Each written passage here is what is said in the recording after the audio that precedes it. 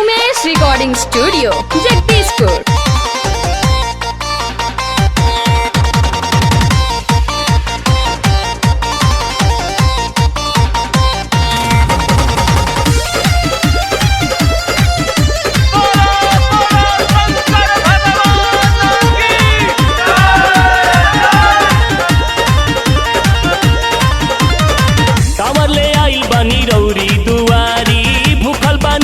सावन के सोमारी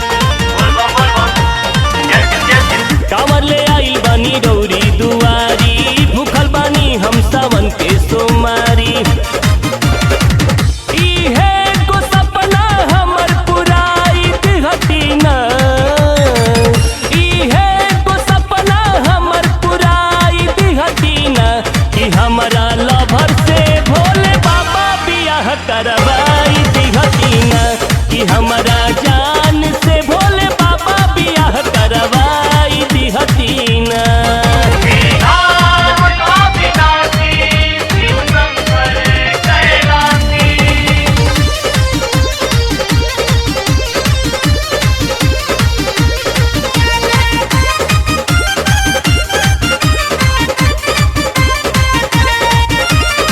तुले पानी का दोए भोले बाबा हई बड़ा रौरा दानी, आवेला जे भी शरण में ओकर दूर होला परेशानी। तुले पानी का दोए भोले बाबा हई बड़ा रौरा दानी, आवेला जे भी शरण में ओकर दूर होला परेशानी।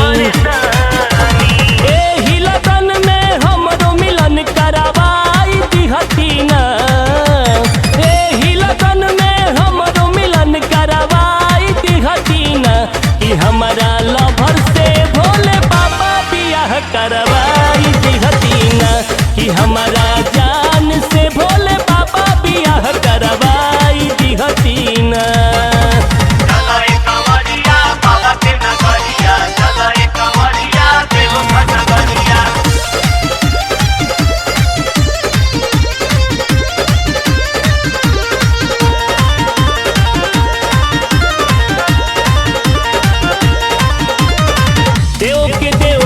देव महादानी रउआ बनी सबसे सुपर, जेकरा ही मथवा पर रख दिला हथवा हो जाला सबका से ऊपर। देव के देव महादेव महादानी रउआ बनी सबसे सुपर, जेकरा ही मथवा पर रख दिला हथवा हो जाला सबका से ऊपर। बरिसाई दिहती ना, इहे आशीष बाबा हमनी के ऊपर बरिसाई दिहती ना, कि हमारा लभर से भोले बाबा बियाह करवाई दिहती ना, कि हमारा जान से भोले बाबा बियाह करवाई दिहती ना।